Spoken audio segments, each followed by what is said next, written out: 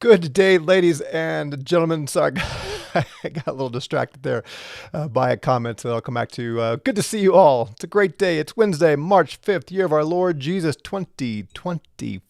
And I may remember to come back to that comment about the day of our Lord Jesus here in a few moments as we look at Revelation chapter 12. Stephen Frost says, just signed up to be a Cross to Crown partner. If you haven't done it, I highly recommend it. I appreciate that. Welcome aboard. Thank you. And Kathy jumped on in encouragement there. Thank you all very, very much. Oink says, I read Zechariah 14 this morning and see this woman we studied, I think. That's good. Very good. I love it. We will spend a little bit more time in Zechariah today. Darren says, you made a good exegetical case on the woman's and the dragon, but I still Heiser's take because it's cool. What's Heiser's take? I forget what his take was. And it may be cool, but if I made my exegetical case, I'm sticking with it. Sana says, I need to go back and listen to the last 2 days. I missed them. Oh, yeah, you're going to be a little bit lost, but that's okay. That's okay. Dale says, Heiser, is it Heiser? Heiser's view is not necessarily at odds. Oh, okay, because of astrology. Well, let's see when I get done today and see if I differ. I forget what his view is. Joe is back from vacation, all caught up and ready. Excellent. All right, so we are in chapter 12 of Revelation. And yesterday we focused in on the woman. And somebody made a comment, I think it was Bob Ramsey, on the video yesterday and asked if the woman was part of the 144,000 or if the 144,000 were part of the woman, something like that. And yes. However, I do think we need to be careful, and this is, again, as much a corrective for me as anybody else. We have to be careful not to draw these lines too carefully. That's not the way to say it. To not take these things too literally. Remember, all these visions are giving a direction, an impression, and on occasion, it's literal. Remember my Emmanuel paradigm. On occasion, there's something close to literal revelation here, but a lot of times it's directional, especially with these images. And I say that because, and this may promote more response from Darren and Heiser via Darren. I said yesterday the woman was, basically the remnant, the believing Israelites at the time of the fall of Jerusalem. And I believe that is true, but it may be just a little bit broader than that. Someone, I think, said at the beginning, or maybe it was a comment, thinking it was the church. And I wouldn't want to pit those two together. I mean, against each other. That may come clearer later today or tomorrow, depending on how far we get. So anyway, just remember, we're getting directional truth. That's the point. We're getting directional truth. All right, so we have this great sign. This is 12:1. This great sign was seen in the sky, a woman clothed with the sun and the moon under her feet, and on her head a garland of 12 stars. And I made the point yesterday, the 12 stars probably takes us back to the 12 tribes of Israel, and that's what would give this a Jewish flavor.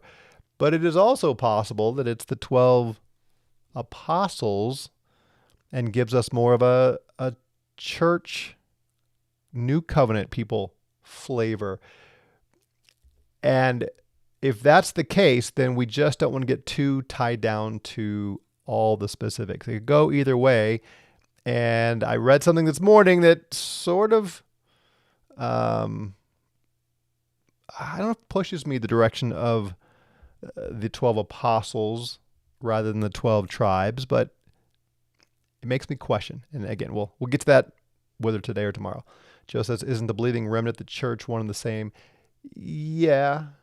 So whether it's the believing remnant of the 12 tribes or those are the 12 apostles in that first century, yeah, they're largely the same. So where this might make sense, well, but I know. Now I'm confusing you.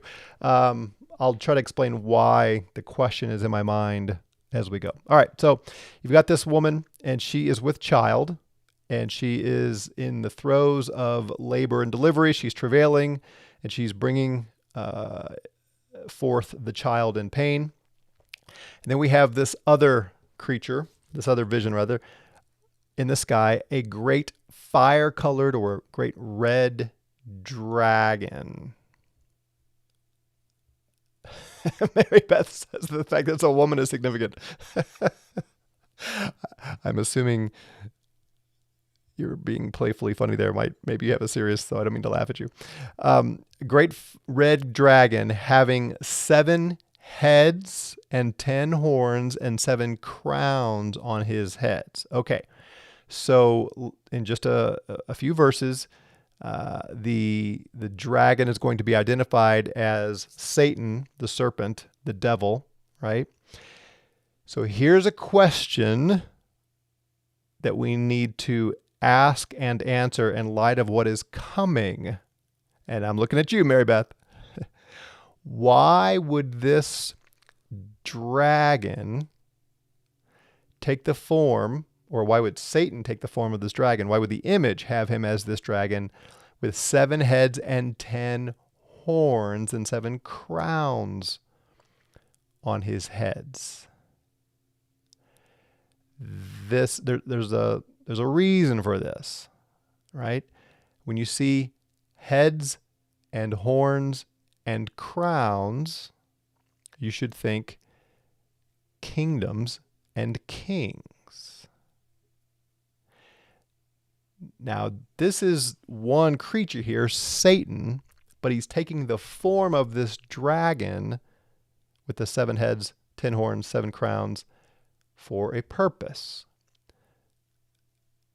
As you read ahead, you see the beast with very similar description. That's not an accident. And this is all derived from Daniel. Yep, very good, Dale. Daniel 7:17. And I keep going back to this because we have to, this needs to be just so much a part of the waters we swim in as we're studying Revelation, is to realize so much of this has already been revealed, at least in some form.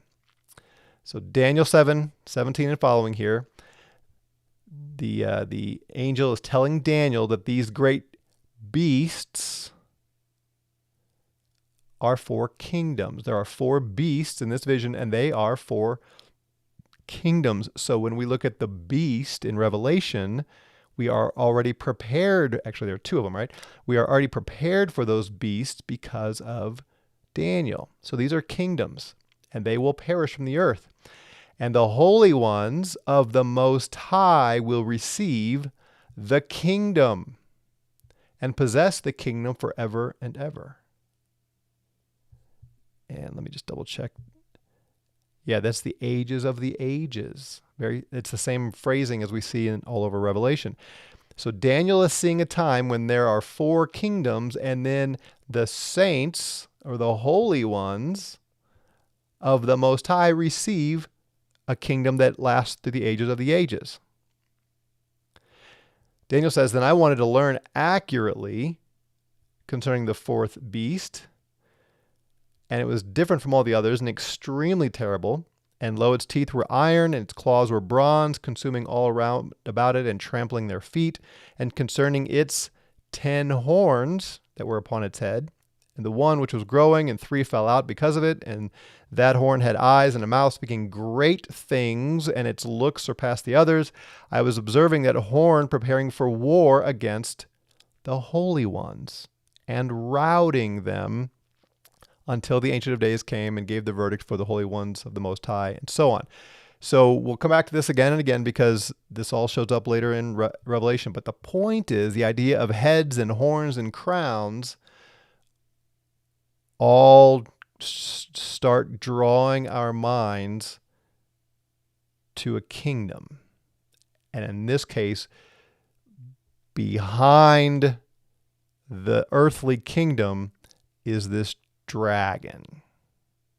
Yeah, Scott, he's energizing the Roman Empire. So we're not there yet, but the vision that John sees here in the early part of 12 is setting up for that.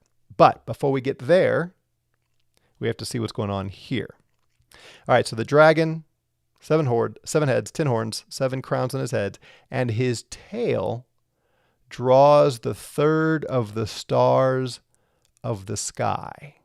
Okay, so are you envisioning this?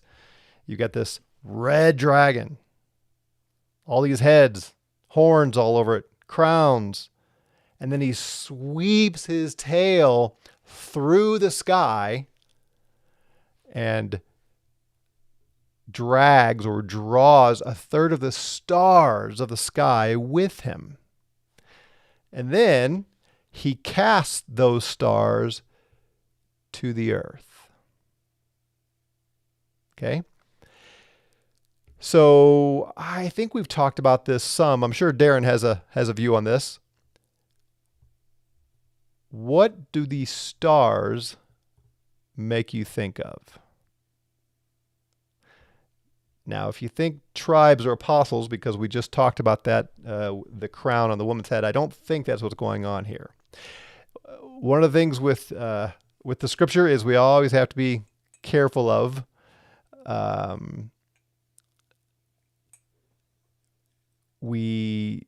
words don't always have the same meaning even in the same paragraph. So we've always got to let the context help us shape this. So it's stars in the sky. Yeah, Sana says angels. He's also a Heiser fan. Yeah. And there's good precedent for this.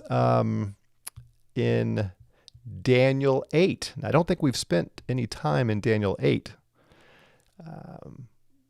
But we see more vision. And let me just read a piece of this for you in Daniel 8. We're not going to take the time to walk through the fulfillment of all this. I believe this was, I'm just not going to go there yet. But anyway, during the 3rd year when Belteshazzar was king, there was a vision which I, Daniel, saw after I saw the first one. And I saw in the vision of my dream when I was in Susa the city, which is in the region of Elamias, while I was still at the gate of Olam. When I looked up, I saw one large ram standing in front of the gate, and it had stately horns. Okay, so this is not a dragon, but this is a ram with horns. And the one was more stately, and the stately one came up.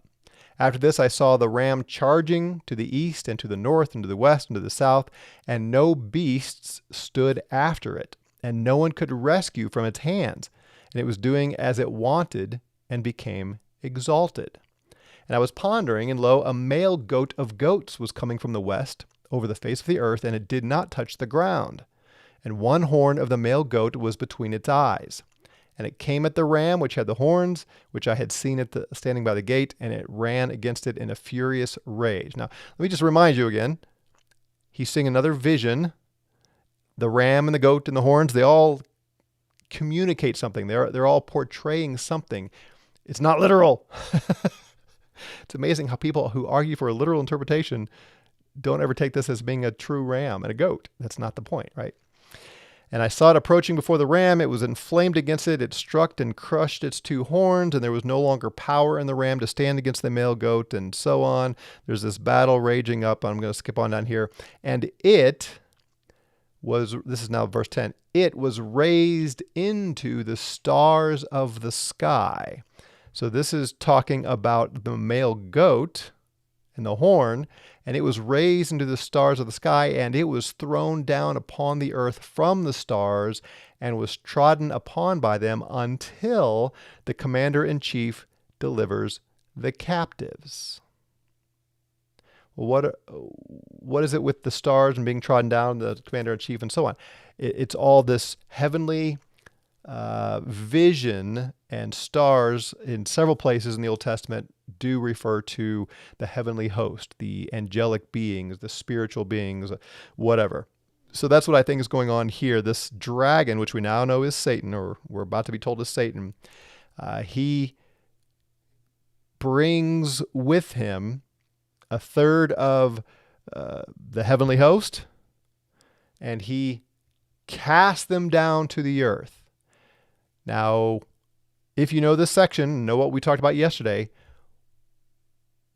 what would they be doing on the earth? Why would he want these other angels to go to the earth? Well, I assume it has something to do with how the story plays out. The dragon then stands before the woman who's about to give birth, and she brings forth, and he wants to devour the child. So she brings forth a male child, and we're told who this male child is. It's the one who's about to rule the nations with a rod of iron. That's the Messiah. But the dragon was not allowed, was not able to devour the child. The child was snatched up to God and to his throne. Again, the timing here, we're not supposed to just think about Mary giving birth in Bethlehem, that kind of thing. No, this is a bigger picture. It's a directional truth. The dragon wants to devour the child, but child is not devoured. It's taken up to heaven and to the throne. Right? So the child is born and then goes to the throne. And we know what happened in between that. He lived and he died.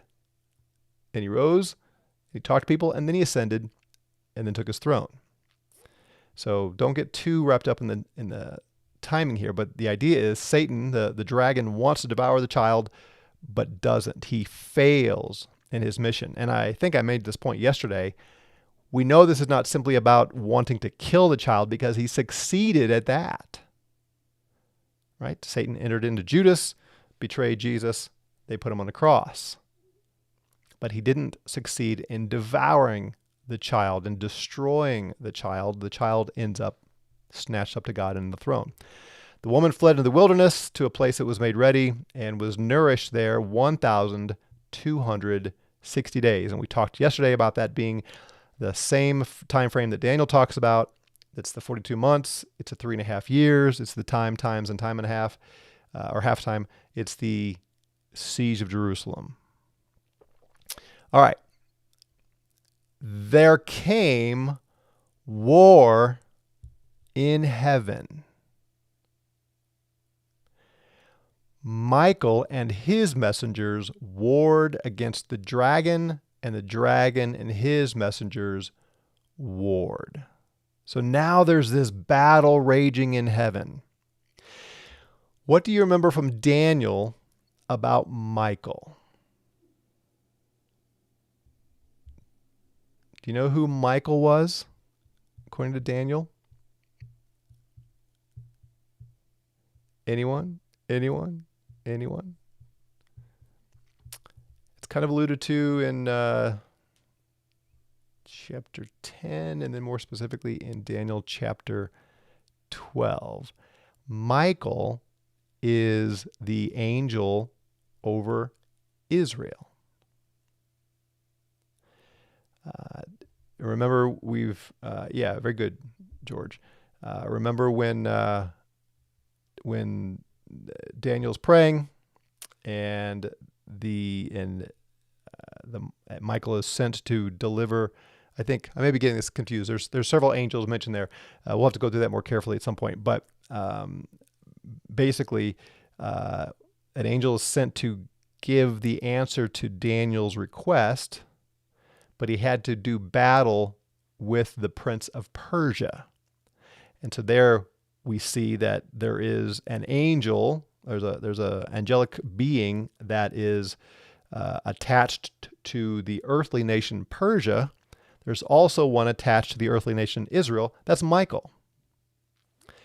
Well, he and the dragon are at war in the heavens. Who's going to win that war? Michael. The dragon and his messengers warred, and the dragon and his messengers, did not prevail. So there's a battle raging in heaven at this point. Now, this is not linear. Don't try to put everything together in a complete linear fashion. Just John is seeing these different visions that's communicating truth. And at some point during this period, There's a war raging. And Michael wins. The dragon and his angels lose. And notice this, nor was their place found anymore in heaven. This is interesting. Their place. I think some translations say something like, and no more was there a place found for them. But actually what it says in the Greek is their place. They had a place. The dragon and the messengers, the angels, had a place in heaven. But after they lose this war, their place was not found there anymore. And the great dragon was cast forth. The old serpent or ancient serpent, who is called the devil and Satan, who is leading the whole world astray. We'll come back to that in a moment. He was cast forth to the earth, and his messengers were cast forth with him. Okay, so there's a battle. Michael defeats the dragon, and the place that Satan and his angels had in heaven was no longer found, and they were cast down to the earth.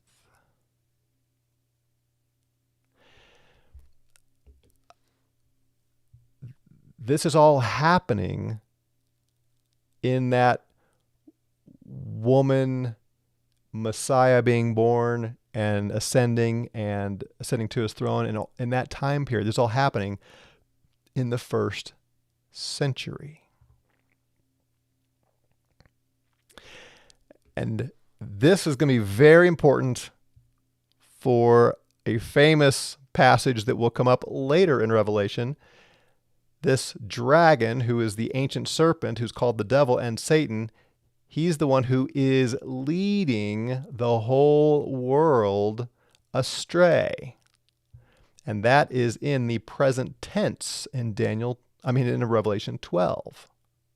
This one who is leading the whole world. And another interesting comment that I'll just make in passing here, this word that's translated whole world, this is not cosmos. This is oikomene, which the Greeks and Romans used to describe the Roman Empire, which is interesting. Not sure that's what it means here, but it is interesting. It's the known world. It's the world of inhabited men, and sometimes it can be more narrow than every human being, but it's just interesting. So Satan is leading the world astray, off the beaten path. He's leading them to wander off of the right or the intended path. And he's been cast down to the earth, and he has no place any longer in heaven. So just let that settle in for a moment. The dragon, Satan, the devil, he and his angels had a place in heaven until this time frame. But now, after this battle, they don't have a place anymore, and they are cast down to the earth. We get some more information about that here in verse 10 and 11. John says, I heard a great voice saying in heaven, now came the salvation. Now came the salvation. Okay? He uses the word now. In this time frame of the Messiah being born and then taken up to his throne, and the war in heaven, and Satan being cast down to earth with his angels, in that time frame came the salvation. And the power and the kingdom of our God. This is a really badly placed comma here in the LSV. And the kingdom of our God. Remember Daniel 2? in the days of those kings, the God of heaven will set up his kingdom. That occurs in this same time frame as the birth and ascension of the Messiah and the war in heaven and Satan and his angels being cast down to the earth, and the authority of his Christ, his Messiah, the one who will rule the nations. Why? Why has the salvation come? Because the accuser of our brothers was cast down, he who is accusing them before our God day and night. Do you see what's happening here? For generations, millennia even, the accuser, it's one of the names of Satan. In fact, it's what the Hebrew word Satan means, the accuser. Think prosecuting attorney in a courtroom. That was his job. And he would hurl accusations against humans. And he had a place in the heavenly courtroom. Right? Think of an earthly courtroom. Over there, at that table, that's where the defendant and his attorney are. And then over here is where the prosecution sits or stands. The Satan, the accuser, has a place there.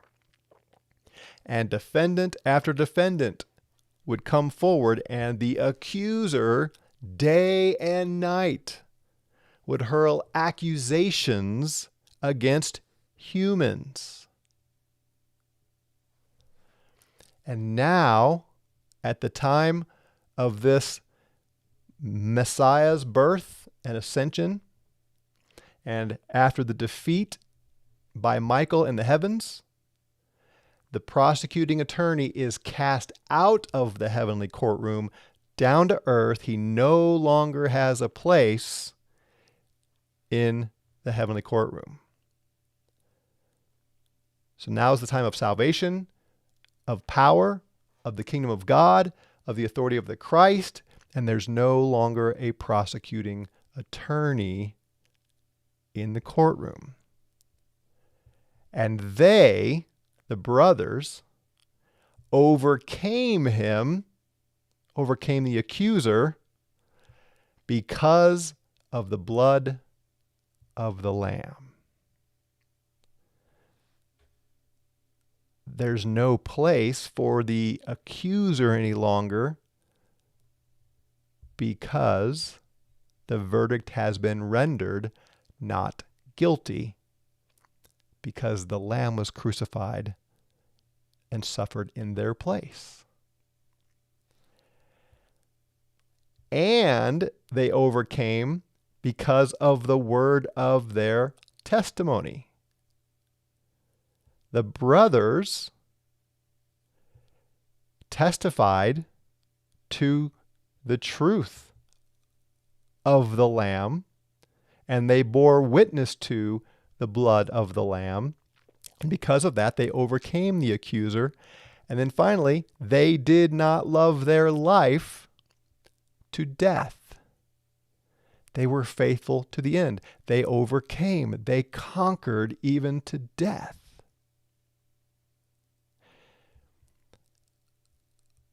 I'm just going to make a passing comment here, but if you have been taught a view of grace and justification that mitigates and minimizes these two phrases, you have been taught by systematic theologians that don't read their Bible. They read Reformed theology.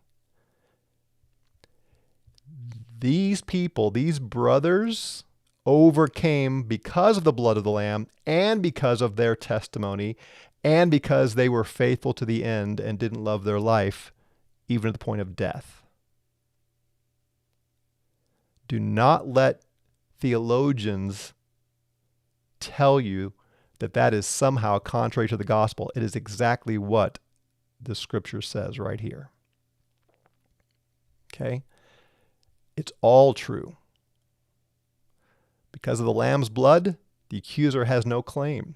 Because of their own testimony, the accuser has no claim. Because they didn't love their own life and were faithful to death, the accuser has no claim and no place in the courtroom, and he's been cast down.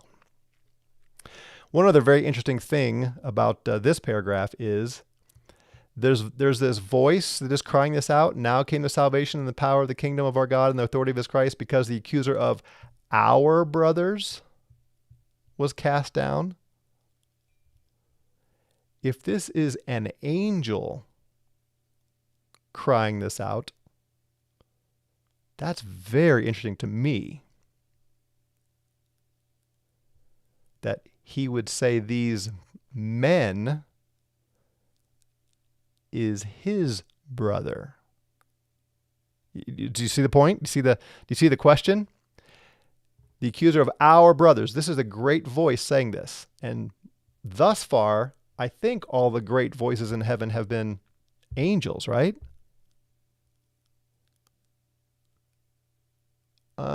Maybe that's not true.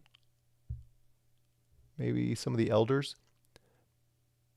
But I think the elders are angels. That's just very interesting. Whoever this voice is, he's talking about the accuser of our brothers. So one implication would be, if this is an angel or one of the heavenly host, then he is regarding faithful, believing men and women to be his brothers. And this I do think Heiser makes a great convincing argument for. The angels are called sons of God, and we are sons of God. So maybe that's what's going on here, that we are brothers. Well, we'll save that discussion for another time. And then the voice cries out, because of this, be glad, you heavens, and those who dwell in them. This is a great day in heaven for all who dwell there, because the accuser has been cast down. Faithful on the earth have overcome. Salvation is here. The kingdom is here. The authority of God's Christ is here. Can you imagine the party, the celebration that was happening in that day, almost 2,000 years ago,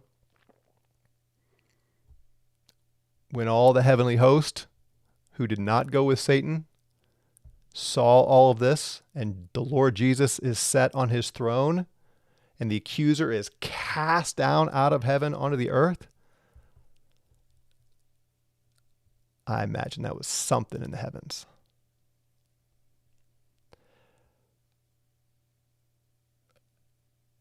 Now the tone changes and the music in the background on the soundtrack becomes more ominous, but we're going to save that for tomorrow. I want to look at one more passage as we wrap up today. If you were with us when we studied Zechariah, and I'm not going to go to Zechariah 14 today, oink, but I'm glad you are.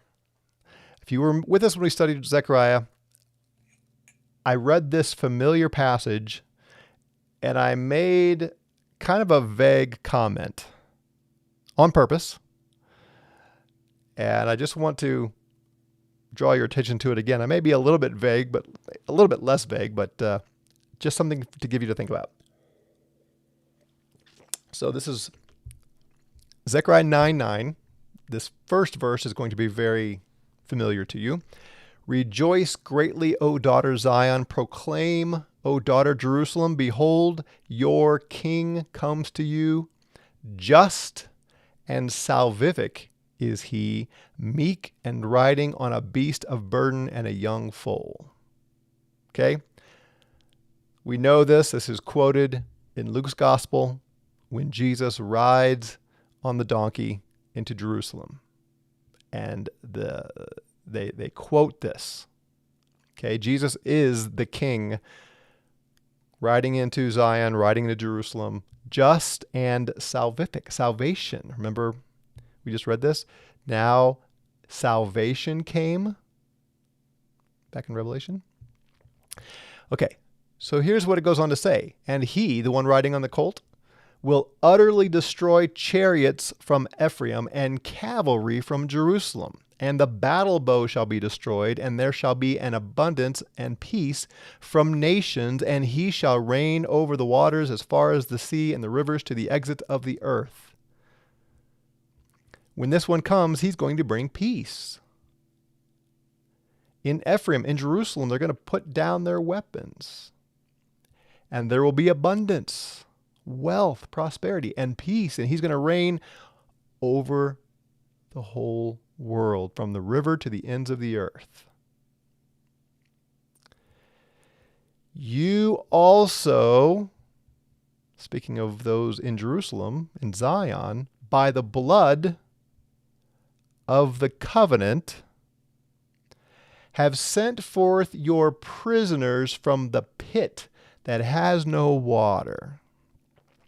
Now, I made a vague mention of this back then, I think. I don't think I went into this in any detail. I'll have to go back and check. But he sees here that there's a pit that has no water, and there are those imprisoned in that pit, and that by the blood of the covenant, they came out of the pit. And the next verse says, you shall sit in a stronghold, another word for prison, O prisoners of the gathering, and in place of 1 day of your alien residence, I will restore to you double. So there are people in Zion and Jerusalem who are in a pit or a prison, and they are going to be released from that pit or prison when the king comes.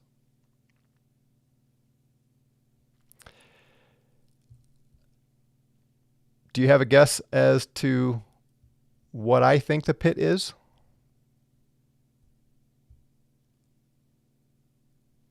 Anyone? Anyone? I'm not asking if you agree with me. I'm asking, can you guess what I think the prison or the pit was? Anybody? Yep, Chewy, Sana, you're right on. In the Old Testament, in Hebrew it's Sheol, in the New Testament, in Greek it's Hades. I think he's seeing the dead rise and are freed from their, yeah, Kathy, Hades that Christ had the keys to. Yeah, very, very good. And then he goes on here. He says, for I stretched you tight, O Judah, a bow for myself. I filled Ephraim, and will raise up your children, O Zion, against the children of the Greeks. And I will stroke you like a warrior's sword. So Judah, Ephraim, the children of Zion are going to be the Lord's weapons against the children of the Greeks. And the Lord shall be over them and shall go forth like a lightning bolt. And the Lord will trumpet with the trumpet and come with his menacing tempest. The Lord Almighty will protect them, and they shall consume them and bury them with sling stones, and they shall drink them empty like wine and fill altar like saucers. And on that day the Lord will save them, his people like sheep, for sacred stones roll on his land. Sure seems like Zechariah there was given a vision that is similar to what we see unfolding here in Revelation. So you can go back and check that out if you want. All right. I'm sure there's lots of comments. Let me see if there's anything here that I need to interact with. So many. Sorry. Um,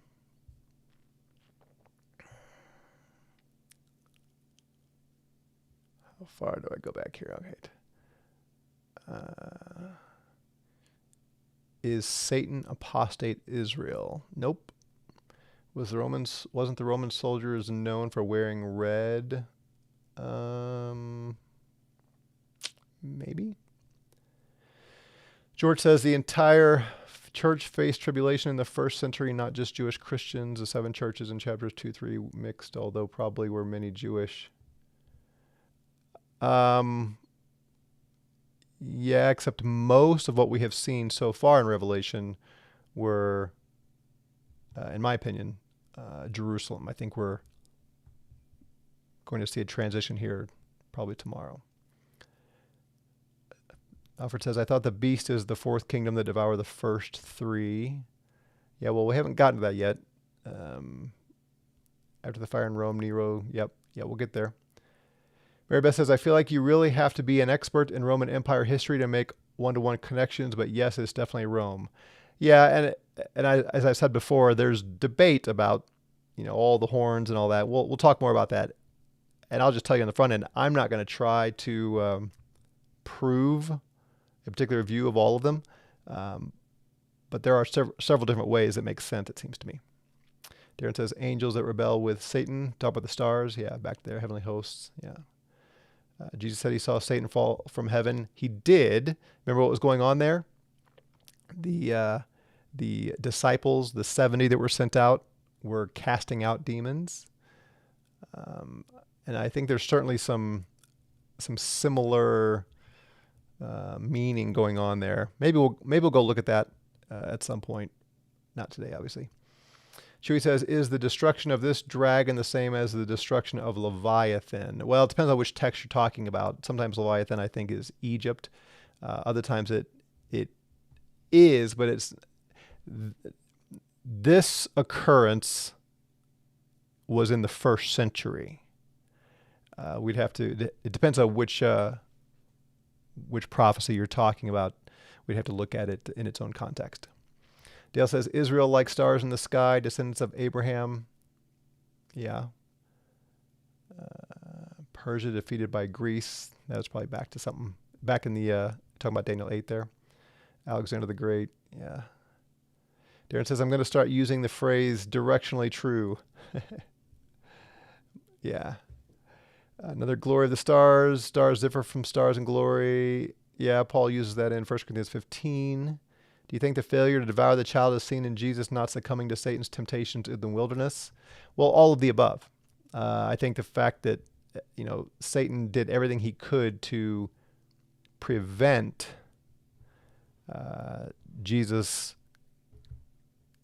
gaining power and authority, and he failed at every turn. So I would say it's everything that he did, yeah, including the temptation.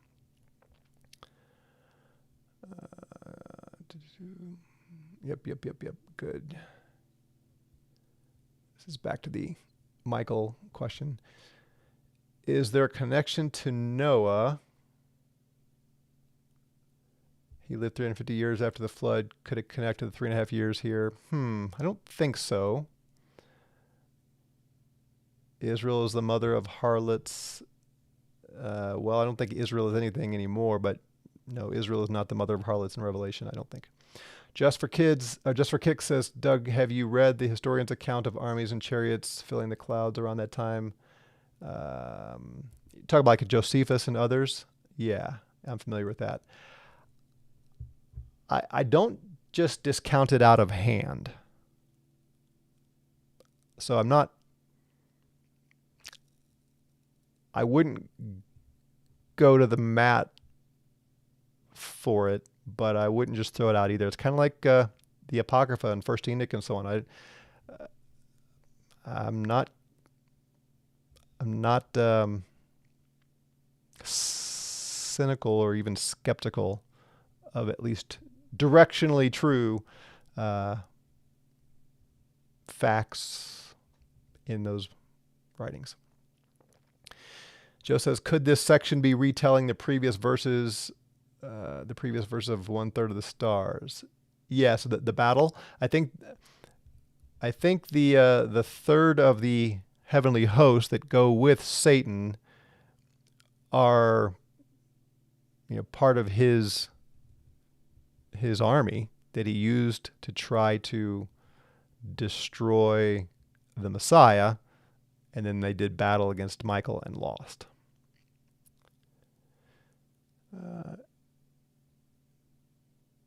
Satan is judged in John 16. Yep, you'll start seeing more and more of those connections, I think, as you get this in your mind.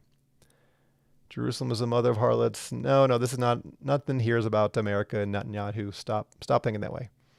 Nolan77 says, hello, Seheiser podcast, episode 138. For his view, it's more about the birth of Christ and not so much exegesis of Revelation 12, a great addition to our understanding of Revelation 12. Yeah, and that, I said this before, one of the problems with Heiser is he's not an exegete. So I think he's helpful, but he spends so much of his time in the Old Testament, I don't think he is clear on some of the things going on in the New Testament. The prosecutor represents the law. Well, Satan may have used the law, but at least the Satan in Job's day didn't need the law. That predated the law. Job was probably a contemporary of Abraham. So at least in that general period, not necessarily alive exactly at the same time.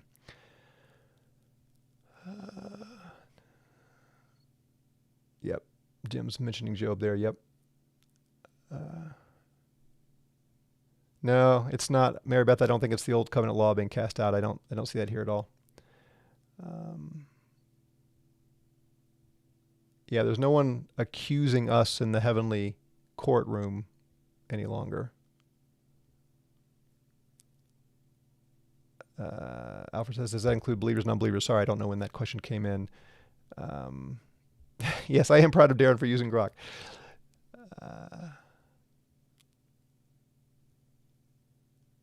How does Satan being punished, cursed in the garden?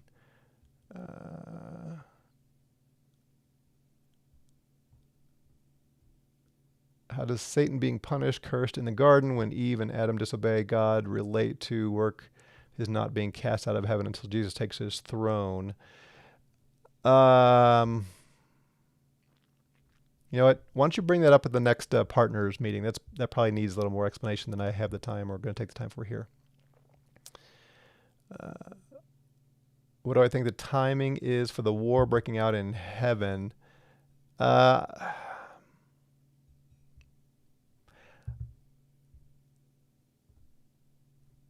I would probably put it between the ascension and 70 AD or so.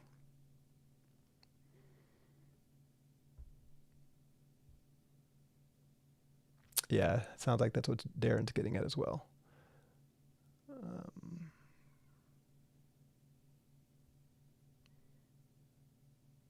All right, very good. And again, for those of you saying this is about the law, what is it about the text here in Revelation that would lead you there? I don't see it. So that's a rhetorical question, at least for now. All right, folks. Tomorrow we will look at the turn. If you finish, where did I leave off? If you finish, look at the second half of verse 12